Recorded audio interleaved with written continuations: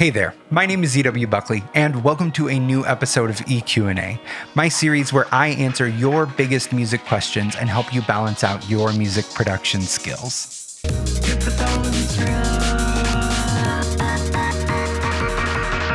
If you have a music question that you'd like me to answer in next month's episode of EQ&A, all you have to do is reply to the pinned comment below this video with your question. A new episode of EQ&A will premiere on the final Friday of every month, so make sure that you're subscribed, and if you want to be notified when it comes out, click the little bell icon. Let's jump into today's episode. Welcome to Episode 2 of EQ&A. Thank you all so much for watching the pilot episode and being really excited about this series and for continuing to ask questions, because frankly, that was really like my benchmark of success. If nobody wanted to ask questions, there wasn't going to be an episode 2. If you want an episode 3, maybe contribute a question to the pool. Pinned comment down below. Today's episode is a bit more of a grab bag than last month's episode, but I think that's going to be really fun. I've got a cup of coffee in one hand and your questions in the other, so let's go ahead and jump right in. Okay, so Fianarchist asks, hey, thanks for all the great work you do with this channel. Do you have any tips for production mixing for people with hearing issues? I have conductive hearing loss and wearing hearing aids, and I struggle with production and mixing.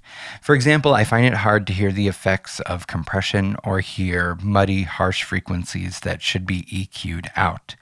I know the theory behind various things, but despite my degree in music technology, I still feel like I'm struggling. Any tips or ideas? Thanks for asking that question. My initial caveat is going to be, I'm not a healthcare provider.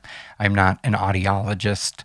I have no experience with hearing loss. So knowing that I don't have all of those qualifications that would allow me to give you a scientifically sound answer, I can offer you how I would approach the situation. The environment within which you are listening to the music is the context in which you find the music. And that's why listening in multiple environments is so significant.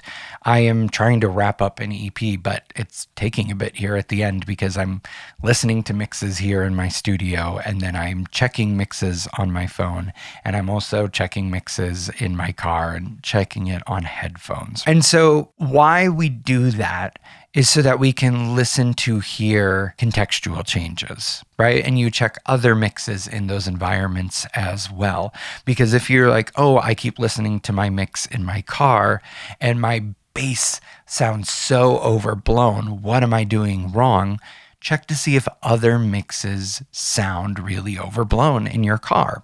It might then be the context. The hearing aids that you're listening through are a context, right? And so I would maybe check your mixes and your songs in playlists with other songs, because maybe there are particular boosts or cuts in certain frequency ranges due to the nature of your hearing aids. And you're noticing those in your songs because you're intimate with the production of it.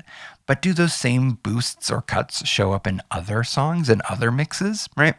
If so, then maybe your mix is fine. I think also getting feedback from people that you trust and value their ears will also help you calibrate your own ears. It's okay also to not have to do everything yourself. That doesn't have to be because of a disability. That could just be because having more ears on a project is better than not. Even though I'm not an audiologist or a medical professional, but I hope it helped. Our next question is from Conduit Sior. Sorry, y'all. I'm not doing too good with these names. Hey, you got a lot of books about music back there. What are the top 10? That's a good question. I'm not going to do a top 10 because that would be a lot for this video with other questions. But if you do want to see a video of the 10 books that helped me most in my music production career, then let me know in the comments below, because I would love to make a video like that. So what I will give you is 3 books that really helped me. This is, of course, totally organic. I don't have, affiliate links. I'm not getting sponsored by this. I kind of wish I had some affiliate links right now, but here we are. The first book is one that I'm actually still going through, but it is called Make Your Art No Matter What by Beth Pickens. And it's a great reminder that we're pretty much all suffering from the same shit all the time, which is comforting. She tells a story about an artist whose goal is to collect rejections. The idea being is then that it makes it easier to ask because it takes the pressure off of getting a yes. And yeses just become a byproduct of the act of asking. But your goal is to get rejected. And that just kind of blew my mind and has been very helpful to me this year, especially as I've launched this YouTube channel and have worked to grow it to where I have. Essentialism by Greg McKeown. Maybe I should have Googled that first, but 70% rule, folks. We're here. Choose what is essential and excise all the rest. And the cool thing is that isn't about scarcity. It isn't about abundance, but it is about you making a choice of what do you actually want in your life? What do you want to do with your life?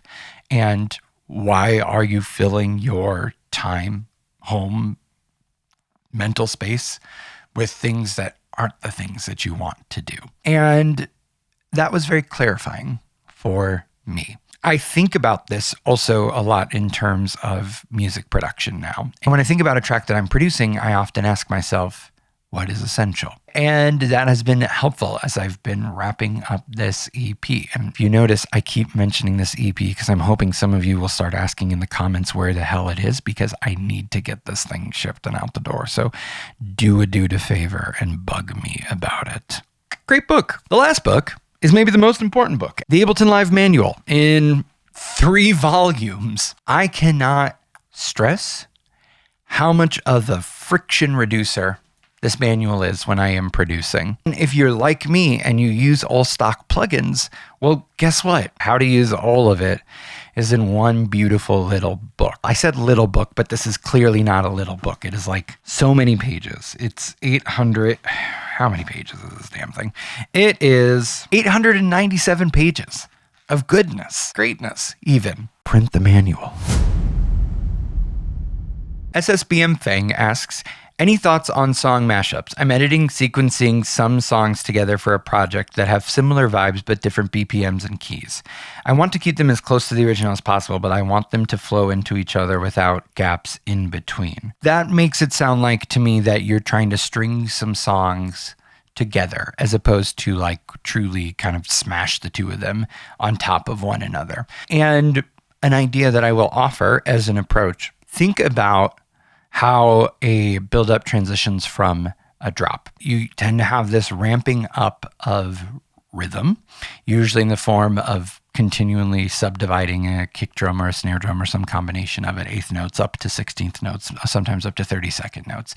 And then you sometimes have a pitch ramp as well. So my first instinct to try to make that transition is to start with the slower track, take a small chunk of it and create like a buildup with it, subdividing it faster, and then raising it up in pitch and end about where the new key is. While you're doing that ramp up, you can automate the tempo so that it's actually finishing at an 8th note or a 16th note or a 32nd note of the faster tempo, and then drop into your new track.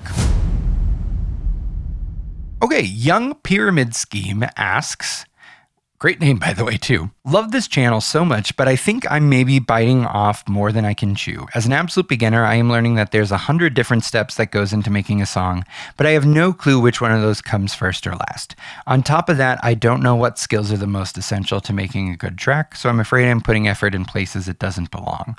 Hope you can answer these. Thanks. I'm happy to tell you that you indeed are biting off more than you can chew, but that has nothing to do with you. That has everything to do with the fact that music production, as we have it now, was like 3 to 10 people's jobs 30 years ago in a studio. But guess what? It's all yours now. So you're right where you need to be. Don't worry about it. Here's the practical advice, though, that I would offer you. You need to think about the production process from both ends, in the sense that because we start at the beginning, we often assume that the thing that's going to make the production great comes later. And as you get farther into the process, you get a bit more disappointed that things aren't as awesome as you wanted them to be. You need to have something that you're excited about from the beginning. So I would encourage you, wherever you feel deficient, go back to the beginning. Learn your fundamentals. There is no such thing as advanced techniques. There is only advanced application of the fundamentals, period. If you don't know the fundamentals, then you don't know anything. Sometimes that stuff can feel boring, like truly grasping how a compressor works. That can feel pretty boring, but that never goes away. Similarly with understanding keys, chord progressions, scales, it never goes away. But once you do have a grasp of the fundamentals, the thing that you're then able to do is string those fundamentals together to create a result that sounds more complex than what it is. This question comes from Aconite Music. I'd love to know if you have any tips for getting out of stylistic ruts in terms of melodies. Kind of hard to explain, but for example, I find myself slipping into comfortable licks and melodies, which ends up making things sound samey across an entire album. And just playing different is hard for me to break into. So I would encourage you to think about the problem this way. Music is a vocabulary, right? And when we write melodies, we are stringing together sentences and words. We all have tendencies in our language. Like, for example, I love when I can take a melody and, seemingly end on the tonic, but then drop to the seventh and like finish on a suspension. That is a part of my musical vocabulary. That's a small piece of vocabulary. That's a word, right? When we run into riffs and licks, then it's like we're incorporating whole phrases. And that becomes a problem because phrases have particular meanings, and those phrases don't necessarily translate to all contexts. Like for example, what a few years ago, like the big musical meme was the lick. That's a pretty big and recognizable phrase, which means that it has to work in the context you're presenting it, or else it's going to stick out like a sore thumb. It would be as if you were like trying to write a love poem and then you just keep saying skibbity toilet or whatever the kids are saying. Did I use that right? Some of you watching this have to be under the age of 25, right? So I don't know. Or maybe 25-year-olds are using the skibbity toilet. I don't even know what it is. Someone in the comments, educate me. I hope my metaphor is holding up here. So instead of feeling like you have to rip a bunch of stuff out of your musical language entirely and start fresh, I would instead maybe these familiar riffs and licks that you keep going back to, break them down a bit. What are like the interval movements that are actually musically meaningful to you? I would also take a look at your chord progressions, because if you fall into similar chord progressions, but just in different keys, similar melodies might keep coming out as a result. Hopefully that helps. Okay, next one is from ZeldaFan3399. Hey, a new watcher here. So glad to have found your channel. I absolutely love the way you approach music, and your ideas helped me a lot to write my music more expressively. So my question is a bit specific and perhaps a bit mundane. I often come across samples that I would love to turn into a synthesizer. Is there any way to add like more voicings to the sound as you would in Wavetable, for example? My custom synths always sound so flat, so how would you give them more stereo width? Frankly, that could be a topic of a whole video. Another call to action in this video. Would you like me to make a whole video on this? Because this stuff's kind of my wheelhouse and it would be a lot of fun. Let me know in the comments below. But to answer your question now succinctly, 3 things. For stereo width, delay and reverb are going to be your friends. You'd be surprised how many synth presets just have delay and reverb at the end of the chain built into the synth. And if you muted those, it would sound pretty flat and lifeless. So delay and reverb, in good taste, are your friends. Multi-sampling is your friend. If you're building a synthesizer using samples, take advantage of what's cool about samplers. So use multiple samples. Ableton Sampler can do exactly that. And the third is modulation, modulation, modulation. Get comfortable with LFOs and get comfortable with envelopes. A wavetable patch that is not using those is not a wavetable patch that's going to sound very lively. You have to actually move between the wavetables, and you can only do that by modulating the position of the wavetable. So do that with your samplers as well. Again, if you want me to demonstrate that in depth, let me know in the comments below. This question comes from Sam from The Worry People. Hey dude, thanks for sharing all of your insights. Is there a way I can get the stock tools to recreate the sonic qualities of certain third-party plugins? For example, how do I make the stock compressor sound like a CLA76 or LA2A? I would initially answer that question with a question to all of you. Do you know why those third-party plugins work in the way that they work? And I know that some of those plugins can be a bit of a black box, but in the case of the CLA76 and the LA2A, that is not the case. Both of those are recreations of very famous, very classic hardware compressors. And those compressors are well known in how they work. This was actually a great question for me. I thank you for asking it. I got to learn something. I really wanted to look up to know how exactly those devices worked. Frankly, both of them actually have really good Wikipedia pages. All right, and even if you look on the Wikipedia page for the LA2A, it actually has cited some of the most common settings for it.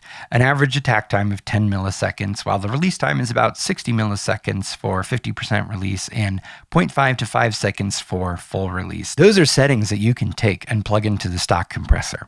Now, what I will say is that, especially since you're trying to mimic some really famous hardware compressors, I would go with glue compressor instead of the regular compressor. Specifically because glue compressor is meant to model a very famous SSL compressor that is in like a similar family as the two compressors that you mentioned. So I would go there, play with those settings.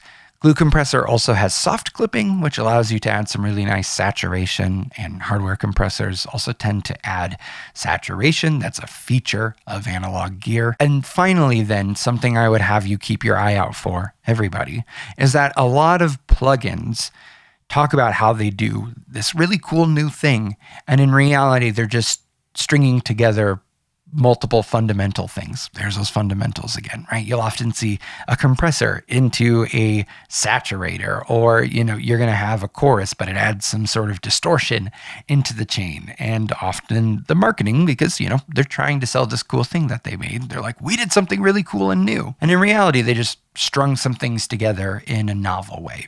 So you may sometimes need more than one stock plugin to recreate the sound of some third-party plugin, but that has nothing to do with the inefficiency or a deficiency within the stock plugins. It just has everything to do with the fact that third-party plugins are often multi-effect units in disguise. So hopefully that helps you. Play around with glue compressor. It's great. And that's it for this month's episode of EQ&A. Thank you so much for watching. And if you have a question that you want me to answer in next month's episode of EQ&A, make sure to reply to the pinned comment below. And also, this is the first video I am recording for you all since I have crossed 10,000 subscribers like 3 months ahead of schedule. And that is just absolutely nuts, truly. So thank you all so much for being here. I'm going to keep doing this, and I'm going to keep making more and better videos. And I'm working on something special to celebrate 10,000 subscribers. So stay tuned, and I'll see you next month.